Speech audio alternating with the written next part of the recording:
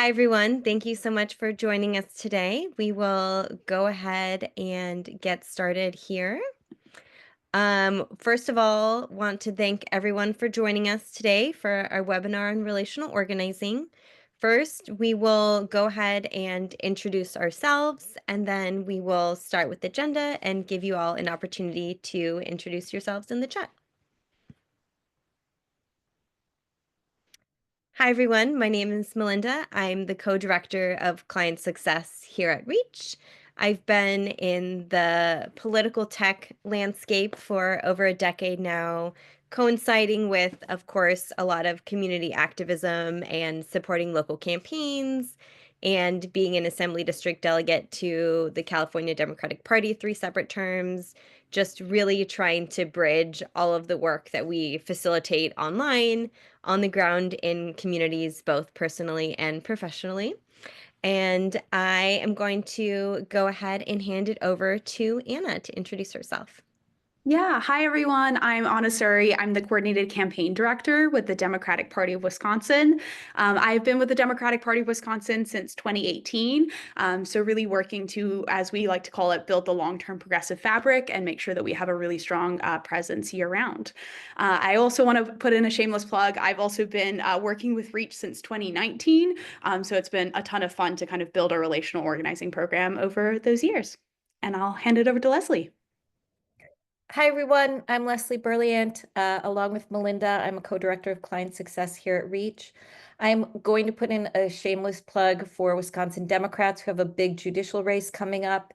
Send your resources and your people their way. They can use all the help they can get. And very happy to see everybody here and excited to share, especially to have Anna share her information.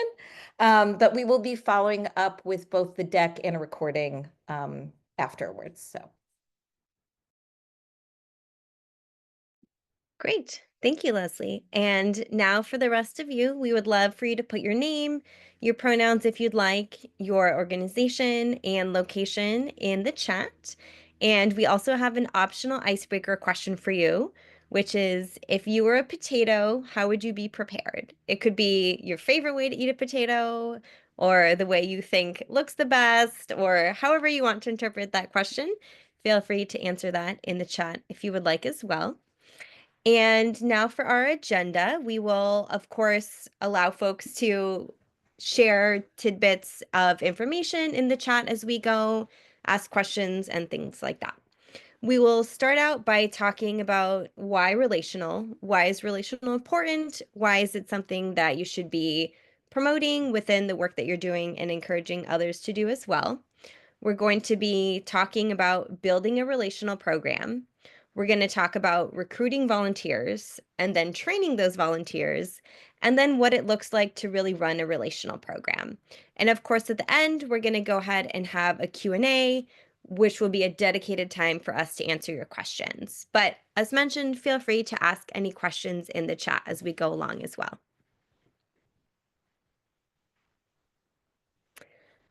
Reach's journey began as a custom tool built on the AOC campaign and is now used in all kinds of campaigns, unions, and nonprofits throughout the country, basically addressing the campaign's need of not having a way of sharing information back to the campaign when you were talking to people that weren't on a specific list assigned to you, right? Which is the core of relational organizing, being able to send information about these interactions that you're already having with people in your community, whether intentionally or folks you just bump into at the grocery store, and being able to send that information back to the campaign. Why relational organizing? So in relational organizing, as we mentioned, folks are really engaging those who they're already familiar with. So we understand that people are going to be the best messengers, right? So if somebody that you're really close to and you have a connection because your kids are part of the same dance team, for example, and you start having a conversation with somebody and you really explain to them the importance of school board and how the next school board is going to be deciding if there's going to be funding for dance classes next year at your school, that can be a really strong motivator for that person to actually go out and vote and make things a lot more tangible. Because there's such a high level of distrust in mainstream media, in politicians, in all of these sort of media ecosystems, it's really, really important to get messages out through trusted messengers, which are your volunteers communicating to people who trust and rely on the information that they'll be sharing with them. It's also one of the most impactful ways to get voters to take action and has been proven to increase voter turnout as well. And now I will pass it over to Leslie, who is going to share a little bit about how relational organizing works. And apologies about the chat settings. I can see all your chats and Melinda can see them, but you can't see each other. And I apologize for that, but it's not letting me change chat settings mid-meeting. So we will share afterwards what kinds of potatoes people will be. I Um, I've changed the chat settings, so Oh, hopefully thank you. it'll Okay, work. apologies to everyone. So relational organizing is a numbers game. It is about people talking to their networks and the people they know and the people in their community on behalf of your campaign or organization. But it's also about expanding the reach of the people that are hearing about your campaign or organization, because it's all about the numbers, right? You have 50 volunteers, each person contacts 10 people, they get a 50% response rate. That's 250 new people who now know about you. And that just grows exponentially as those people talk to other people, maybe even get involved in your relational organizing program and then talk to 10 more people. So it's really about how do I grow outside of just the kind of ecosystems that we're in social media and other places, the true believers, and reach other people. And that's where relational organizing is such an important part of the picture. Great. Thank you. Now, if we're talking about the specific steps, right? If you're setting up your reach campaign, you're going to set up contact scripts and you're going to set up network contact actions. And once you have those things set up, you can also create user groups to target messaging. So, an example I like to give is having a specific user group of college students because a lot of organizing needs on colleges are very unique. Things like dorm storming and recruiting all amongst your peers are very situationally different than how you would organize in a gated community, for example. And there's also the added advantage of then you can have people asking questions and giving answers in ways they would understand, because I am the first to admit that I'm very behind on the types of slang being used on college campuses. And somebody who is better equipped to write messaging tailored to those communities would be a huge asset in that way. Another thing that can be helpful is having organizers fill out a relational organizing worksheet, which we'll talk about a little bit more in a moment. And that's a resource that we actually have downloadable on our website as well. And we have a volunteer training deck that can help organizers get started on Reach. And that's something that you can download from our website as well. So to answer your question, Mark, definitely we will be sending out the slide deck. We'll be sending out the recording, and we'll be sending out these links individually as well to make sure that you all can easily access them. And another important step is making sure that you have just a lot of events to keep the momentum going. And one thing you can highlight in those events is the Relational Organizing Worksheet, which Anna will now be talking more about. Yeah, awesome. So when we first started our relational organizing program at WisDems, we had a lot of people that were super excited by the concept. Of course, I'm the best messenger to talk to my friends and family. But usually a bit of pushback that we would get is, but everyone I know votes, or everyone I know is a Democrat. There's no one that I know who it's effective to have that conversation with. And so as a result, we made this relational organizing worksheet, because the fact of the matter is, there is a ton of people in folks' social networks that do need to be talked to, and you are the best messenger to have that conversation. With the relational organizing worksheet, this is a helpful tool to just kind of get folks' minds going in terms of those other groups of people that they can be reaching out to. You can see we kind of do like family, anyone who's recently turned 18, for example, friends, regulars, those are folks that, I always use the example that I run into in the dog park. So I may see them, 2 or 3 times a week, and might not think about talking about politics with them. But those are really important people to have those conversations with. With the relational organizing worksheet, we often implement it as a part of our events flow to make sure that folks are thinking outside of that box, and really starting to do that outreach to folks that they know in their communities. So, along with the worksheet, which we created that you'll be able to download, which we completely cribbed from what the Wisconsin Dems are doing, we also have a volunteer training deck that anybody can customize and use for their volunteer trainings. We find that the volunteer training is a really important piece of this. And what this takes folks through is downloading Reach, setting up their user profile, joining your campaign, syncing their contacts to the voter file, and then using what we call a network contact action card to start to reach out to those contacts, sharing a piece of content with a content sharing action card. It also goes over how to use the search screen, how to use the voter registration pipeline, and using Reach Chat. And we find that once you get people trained, they're super excited to go ahead and start using it, but also to invite other people to use it once they realize how simple it is. But just having people download an app, whether it's Reach or anything else you're using, is generally not enough. You want to make sure you're training them just like you would with phone banking, door knocking, any kind of volunteer activity requires some training. So this should help get you started. And we'd love your feedback on it if you feel like there are things that you would also like to see in there that aren't.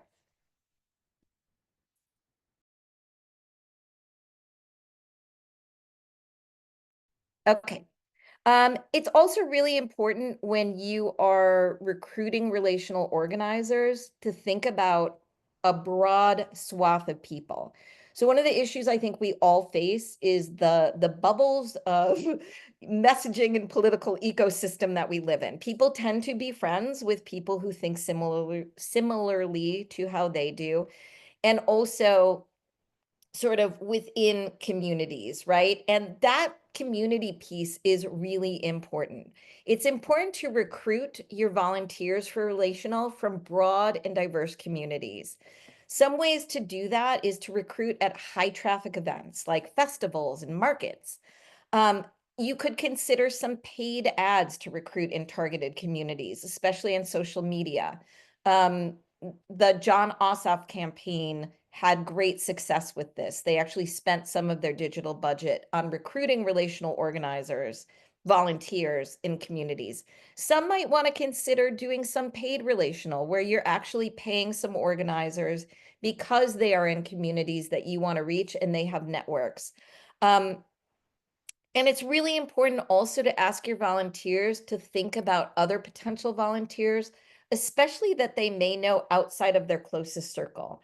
So people they run into all the time at the PTA meeting or at the knitting club or at the farmer's market, who might have other social circles that they can then bring in. So just the wideness of it, and then you want to make sure that you are engaging people in fun ways.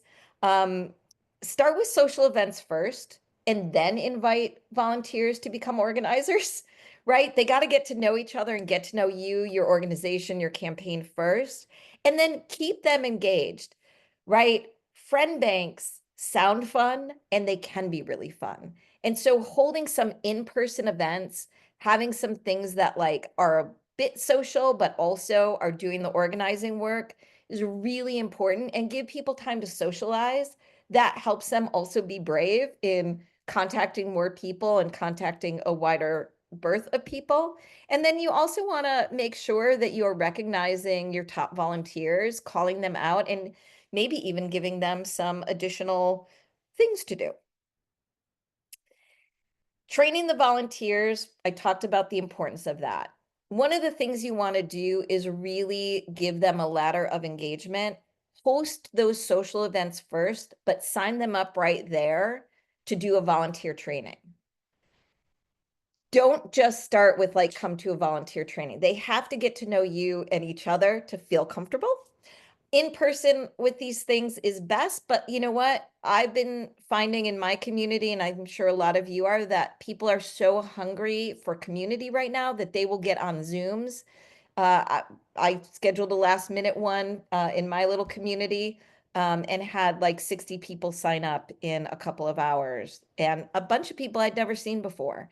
People are really hungry to connect with each other, so give them the opportunity to do that and then plug them into something meaningful they can do, like relational organizing.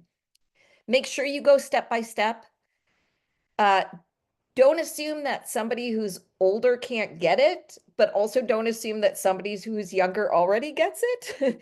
So take people through step by step, provide engagement tips, make sure they know how frequently they should be contacting people, what the tone of the messaging is, that it's okay to sound like themselves. This is what relational is about, a real person, people know, connecting in real time. We always recommend using Reach Chat to answer questions in the chat so that other volunteers can see it. It really makes it a lot easier for you as administrators and leaders of these programs. And also like ladders of engagement for actual contact. So start with the people you feel most comfortable reaching out to. And then when that goes well, expand. One of the nicest pieces of feedback we got last cycle was somebody who's like, I hate doing this stuff. I hate talking to people about politics, but I got on Reach for my friend and it was so much fun. Make it fun. This should be fun. This is talking to people you know in a fun and casual way, but about things that are really important. Um, Apply some principles of deep canvassing, like focusing first on the issues that people care about before making an ask of them, whether that's for a vote, for support, or for money. Start with what matters to them, and nobody is better positioned to do that than the people they know to start a conversation like that.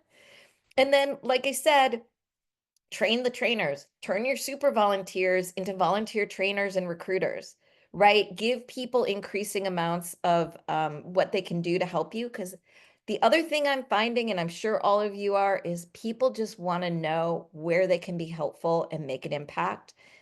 And here you go. Offer them up something that can actually make them feel good about what they're doing and have that impact. And I'm going to hand it over to Anna for the next slide. Yeah, awesome. So I'm going to talk a little bit more about how to build out a relational program. So the first thing I wanted to speak to is, for those who don't know, WisDems is very into the neighborhood action team model, which is focused on empowering volunteers to take ownership over organizing their communities. And using Reach and relational organizing is a phenomenal way to really boost those neighborhood action teams and build out that infrastructure. The other big piece here is that if you have a group of volunteers that is very bought in on other forms of DVC, for example, knocking on doors, making sure that your neighborhood teams know the importance of relational organizing and Reach as an additional layer to your layered ask is really, really important.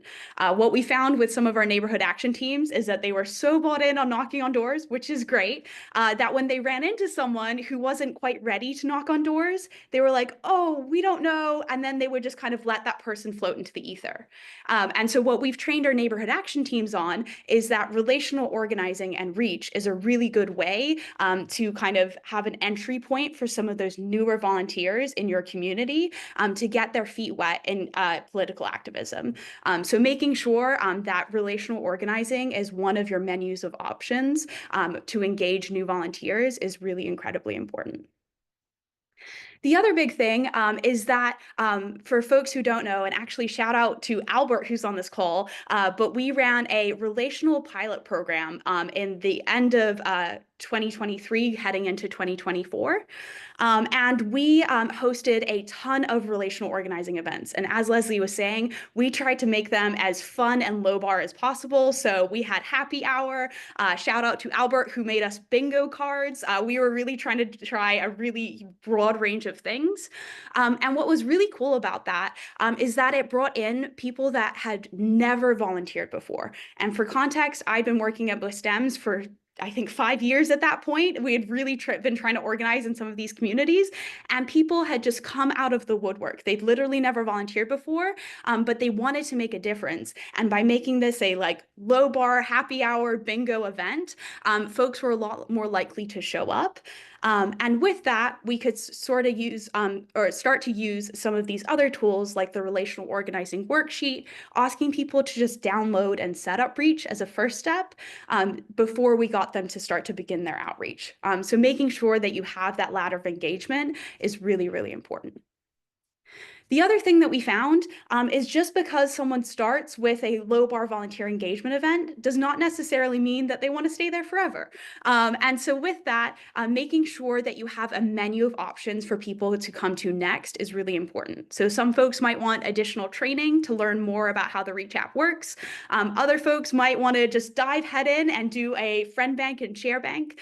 So making sure that you have a broad range of things for people to meet them where they're at is going to be really, really important. The other really important piece that we have found to be effective in relational organizing is making sure that you're bringing volunteers into the background strategy.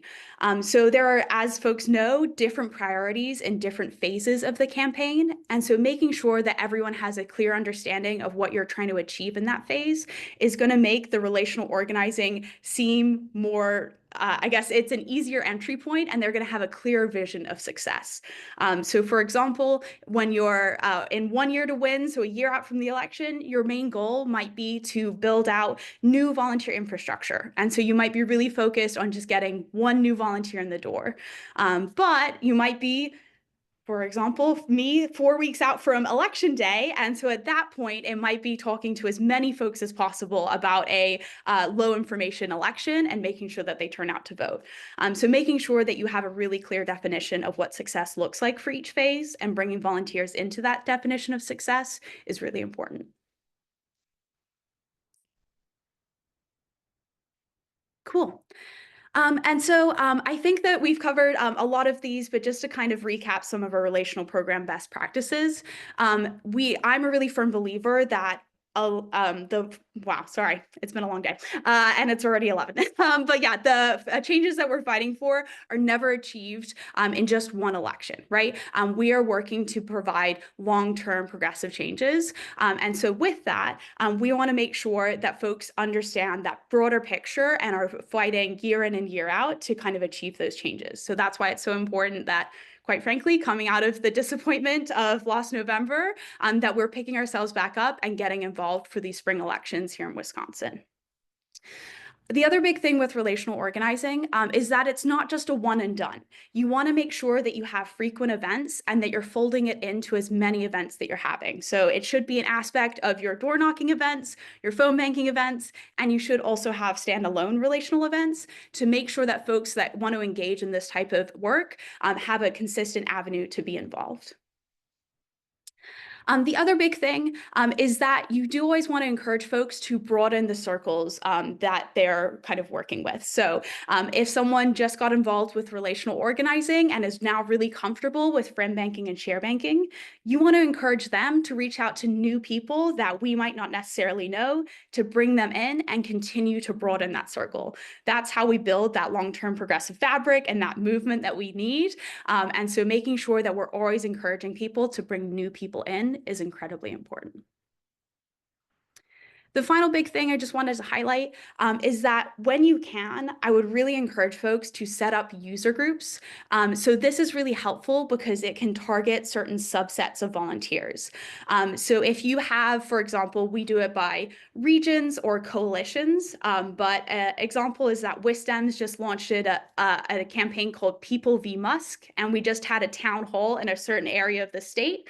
And so with that, because we had user groups, we could send a push notification to the people that were hosting the town hall, so that they could have a real-time action. So they were encouraged to share an ad that kind of talks about how Elon Musk is trying to buy our Supreme Court race.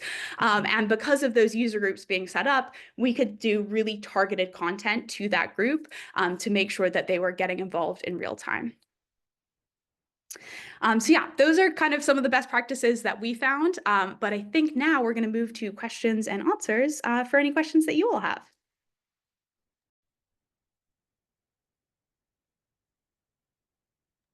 And you Feel can free raise to your hands, drop them in the chat, whatever works for you. I'm going to stop the share so we can see each other a little bit better.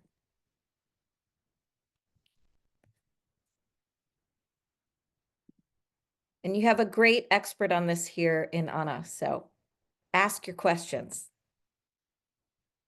All right. I really like this question we have here from Ben.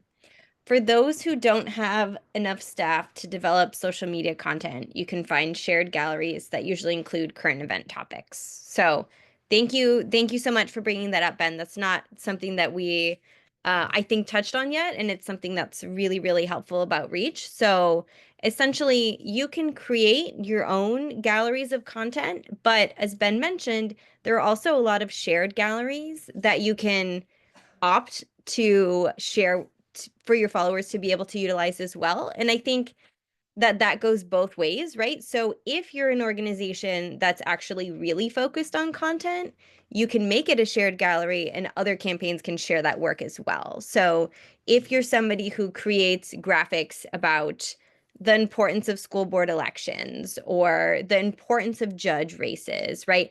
Things like that that have really broad appeal beyond whatever jurisdictions you're working in, or maybe you're working in a national jurisdiction, it would be really helpful to be able to share that content out and have other folks opt in and help publicize your work as well.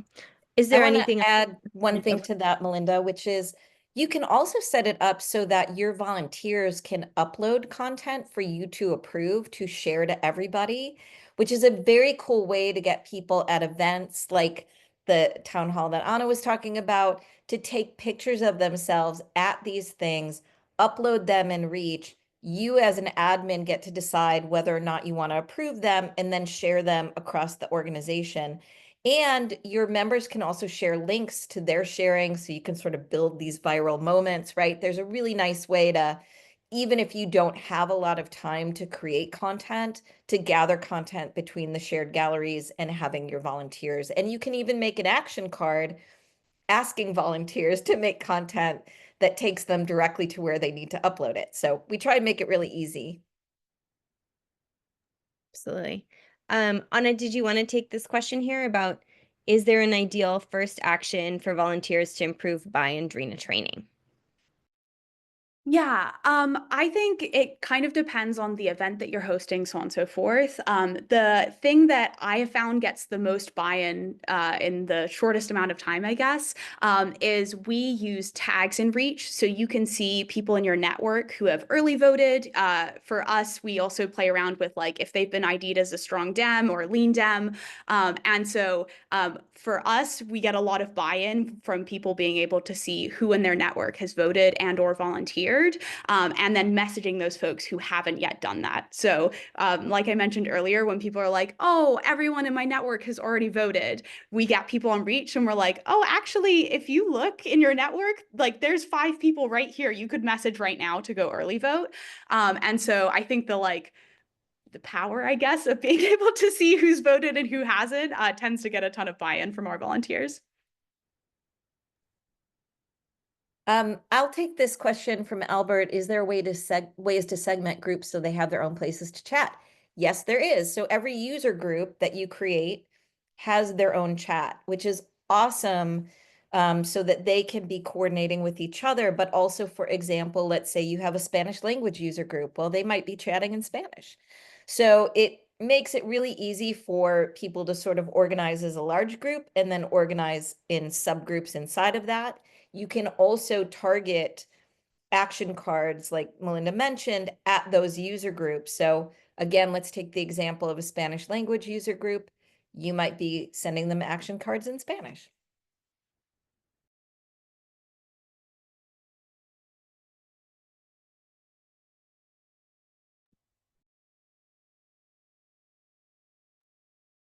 Um, so Anna, I have a question for you. Um, what can people outside of Wisconsin do right now to help y'all with this incredibly important judicial election that's happening? We sort of understand that having outsiders sort of swoop in is not ideal, but also we are all very keeping our eyes on it and want to, I'd be great to know how we can be helpful. Yes, absolutely. So honestly, we need all the help that we can get. Just to be really honest with you, we're in a really close state Supreme Court race. And to be honest, it's a very low information election. So a lot of people have no idea that it's even happening.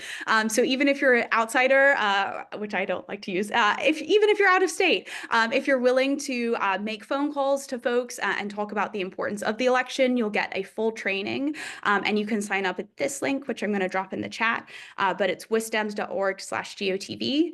So you can make phone calls using that link, or if you're in a nearby state or in Wisconsin, you can also sign up to knock on doors because it's going to be really, really important that we get out those marginal Democratic voters. Also, other shameless plug, if you have friends or family members or people that you know in Wisconsin, you should also message them about the election. So I can drop in a link to join the Wisconsin Reach, and we would love to have your help in talking to folks you know. Thank you. It would also be great if people have their own tips and ideas of how they've run relational. Um, Please feel free to drop them in. I was going to mention one other thing we get asked about a lot is like, is there a way to use Reach for like a neighbor to neighbor program or something where it's not necessarily their direct networks, but people in surrounding areas where you want them to knock doors? There is. It does require some additional things to happen on our end. But anybody who's interested, we do have clients who use it that way.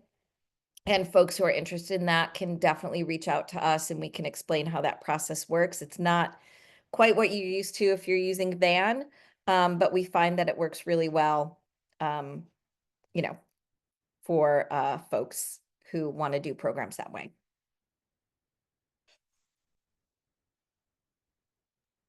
And if anybody wants to share best practices that they've done or insights, even things that perhaps they tried and were learnings and didn't go well that would like to warn other folks about, right?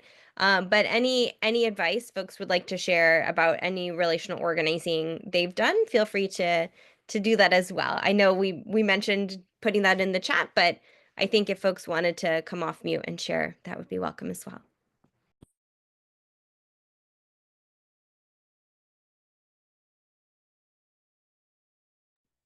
I'm curious, how many people have like been part of a relational organizing program or run a relational organizing program before, or does this feel like relatively new to you? Because we sort of live in this world, but realizing that a lot of communities and organizations are just sort of learning about how to put together a program. So would love to hear if this is new to you.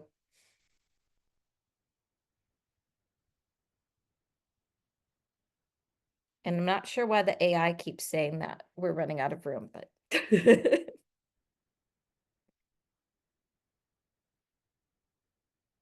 oh, Ben asked, the trainings I run, which include intro to relational, search, match, survey, and network contact, are about an hour. Is that too long? Anna, I'd love for you to speak to how long you spend on the trainings.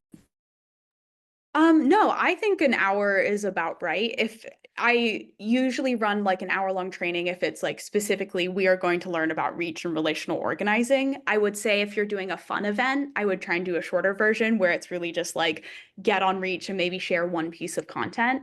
But if it's a dedicated space for relational organizing, I think that makes sense to have it an hour. I also have a couple of decks for some of those trainings that are an hour long, so happy to share some of those if that's helpful. That'd be great. Anna, if you want to send those to us, we can send them out in the follow-up.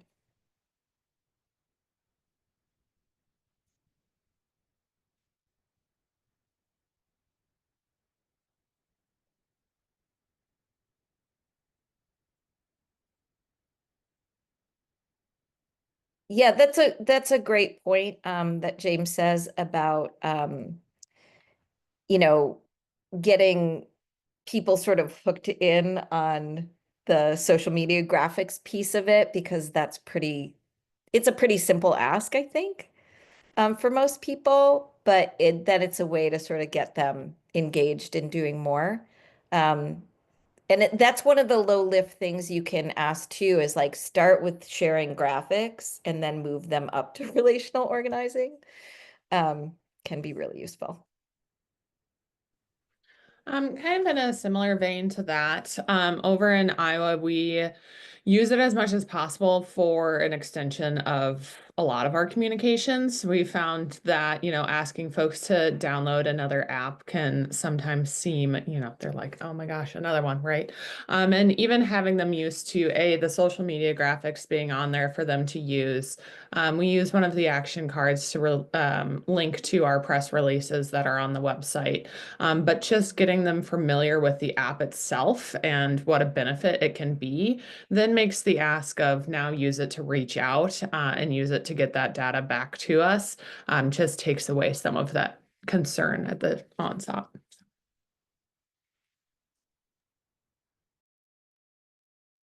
That's great and really helpful, Lindsay. Thank you. Albert, if you want to come off, I think you've spent a lot of time in Reach. So if you want to come off mute and talk a little bit about your experience, that'd be great.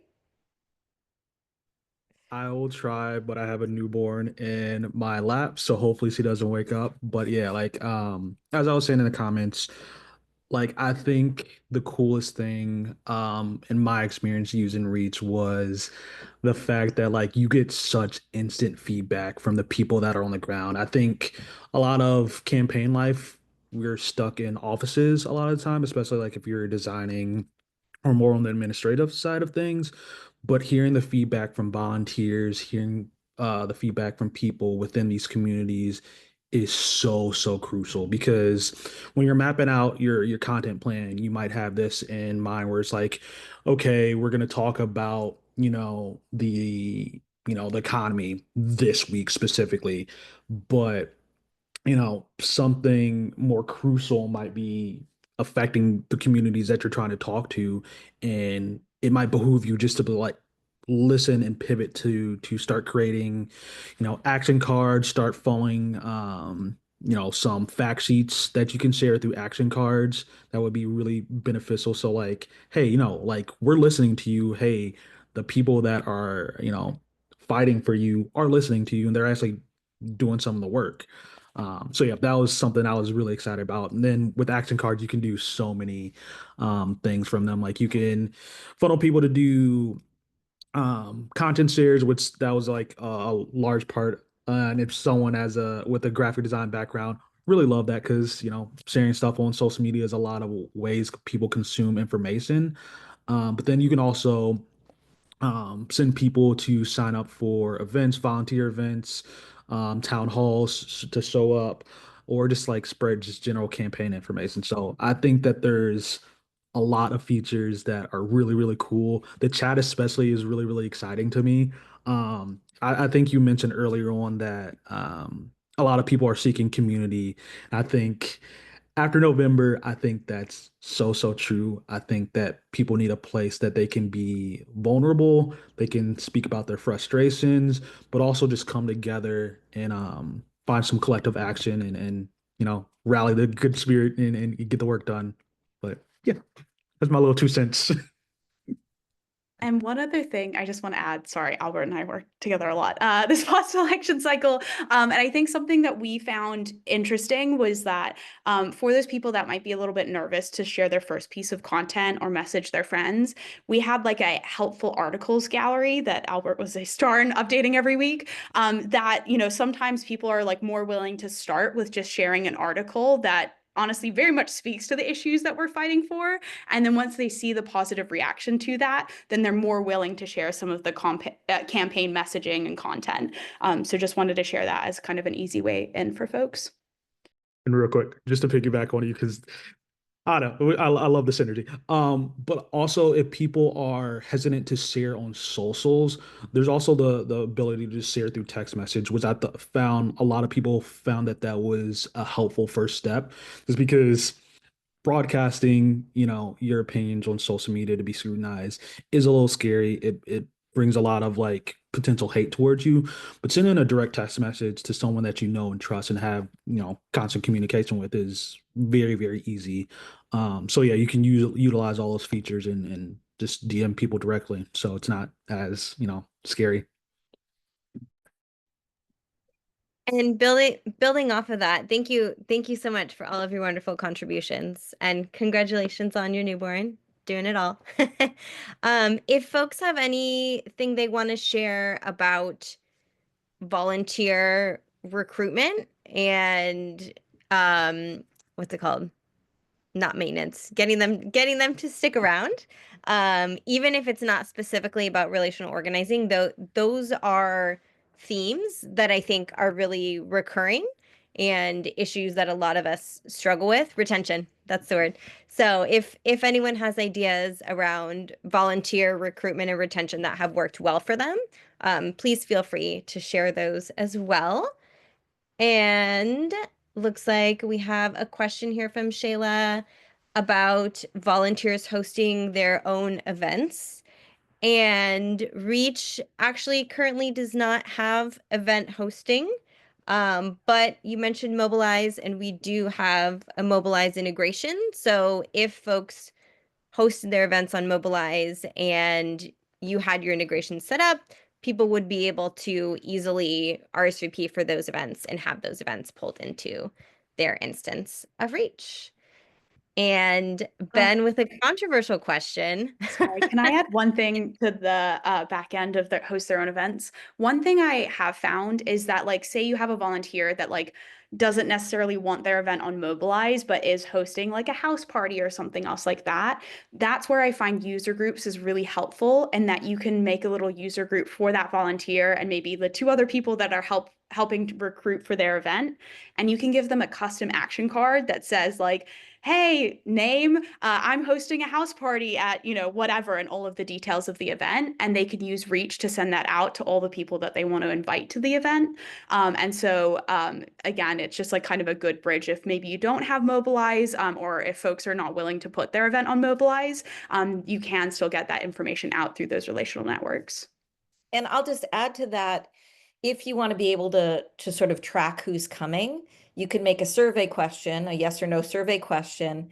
And as long as your volunteer marks them a yes and saves it, you would then have that information associated with that person. So it's not just going into like a black hole, but you can actually set it up so that you can track who's going to be there.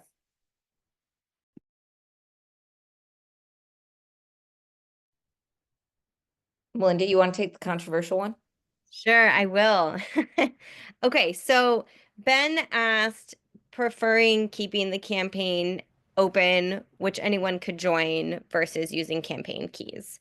I definitely think that there's pros and cons to both. I think what I would do, Ben, you mentioned wanting people to join, but also wanting folks to get trained on the tool to learn from its benefits.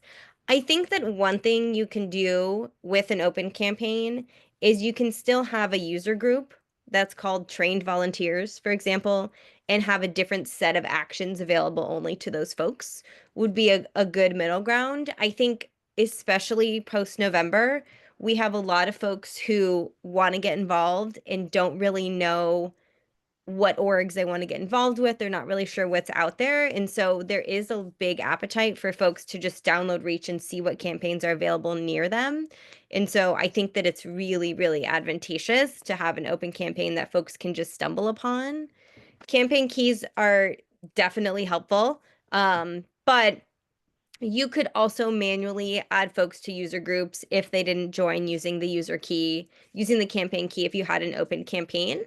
And I do also want to state that a lot of the concerns around having an open campaign haven't really come to fruition. So that's really reassuring. And if you have a problematic user, it's very easy to remedy that situation. So for me, I definitely think that having an open campaign, the benefits outweigh. And also just thinking about if you have a situation where you haven't launched the campaign yet, I think that's really the situation that would make the most sense, right? That you're not going to publish it until it's published, sort of thing.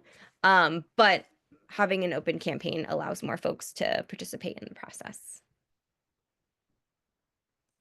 Leslie, would you like to answer this question Sure. about?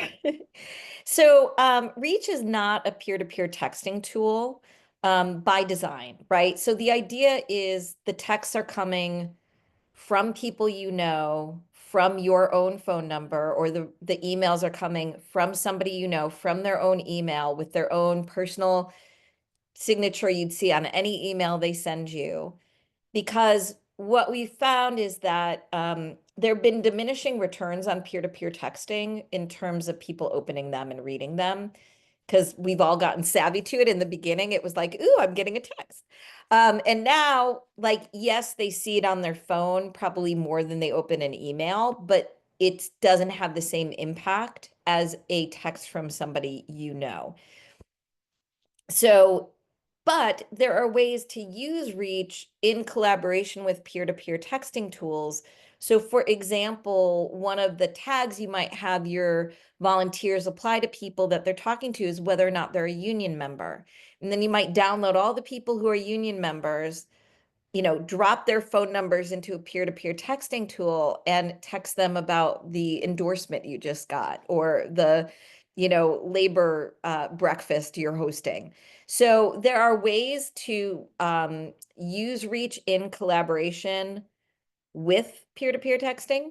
But the gold standard right now is communication from somebody you know, from them directly, in a way that you recognize as being really them and not like, MailChimp, is the most effective.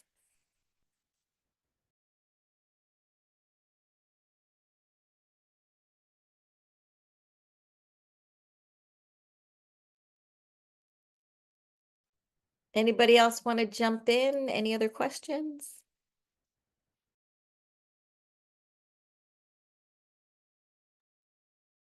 I just say one more thing that I realized I should have said earlier is that I would just also say, remember that building a relational program and it takes time. And I think that I remember my first cycle where I was like, I'm going to do it and it's going to be perfect. And everyone's going to just suddenly do relational organizing and I'm going to be done. And obviously that's just not how it works. And we've been consistently trying at it, honestly, since 2019. And I think we've gotten better and better every election cycle. And I think that's true of like a canvassing or phone banking program. So I just want to name that, like, that's also true for relational organizing. And so as much as possible, if you can invest time on the front end and try and get started as early as possible, the better position you're going to be in, because this is not something you can just like decide to do a week out from the election and have it reach its full potential. So just wanted to name that as well. And I would just add to that, like with anything, volunteer follow-up, keeping in touch with your volunteers. This is where Reach Chat can be great. Reminding people to open the app. Like the same things you'd have to do if you were doing a phone bank or a door knock, you have to do in the beginning. Once people get the rhythm of it and you sort of give them some of those best practices, like how often they should be going to the app and communicating with people and send them reminders and push notifications and all that stuff, it gets easier. But it's just like anything, people like get excited and then they need to be reminded to follow through.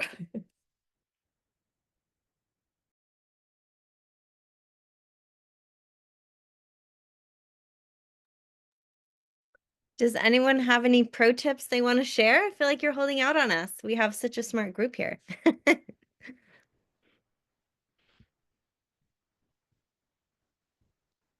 Or any other questions?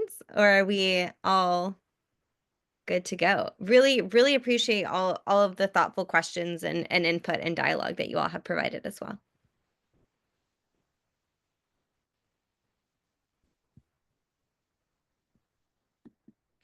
Great. I think, oh, Mark, go ahead. I was going to type it in chat, but this seemed faster. So I'm unfamiliar with Reach as of yet. You had a link that you posted in there to join the Wisconsin Reach team. So it's just an app I need to download, and then I'll be participating in the Wisconsin Dems Yeah. team. Yeah, exactly. So you'll once you download the app and enter the campaign key, which I think that link should do both for you, then you'll get put in our action feed, and so you'll see that there's a number of actions. Right now, we're asking folks to kind of content share our Musk People v Musk ad that we're doing, but there's also going to be kind of GOTV asks and all of that good stuff. Okay, and the campaign key is Yes, it's HY2U4D, and I can also drop that in the chat. great. HY2 U4D. U4D. Yeah. Okay, I'm just wanted to give this a try. I'm unfamiliar with it as of yet. We're Appreciate told it's a lot of fun. and appreciate you joining us. And I think that that's a good reminder, Mark, that anybody can download Reach, right? And this is kind of what I was talking about to Ben's question, right? Is you download Reach even if you don't know that you know of a campaign using Reach. Of course, that's not the situation for you all because you all are going to join WisDems and you know that they're on Reach. But for anyone who didn't, they can they can filter by location, for example. So if I just wanted to see campaigns that were in California, I could filter for that. And you can see campaigns that are organizing near you, that are open, that are looking for volunteers. And from there, you can decide your level of engagement, right? You can check out the action cards. One campaign that's available for anybody to join that's just focused around content is called Demcast. And that's another sort of very different from WisDem's example that might be helpful for folks to see that's focused just around content sharing. And they have a community chat channel where they have a lot of Q&As, they run trainings and things like that as well. So if you're wanting to see sort of an example from just the content end, that would be a campaign that I would recommend joining. Also, if you're looking for content, right, for your organization or just to share out to your personal networks, that's a little bit broader. That would be a good place to check out as well.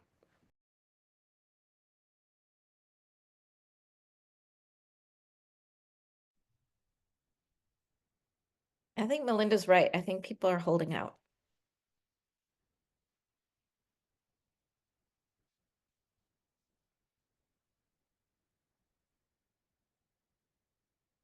All right. Well, while people are thinking about other questions, maybe we will wrap up. Our contact information will be in the deck that we send out as the follow-up. And feel free to get in touch.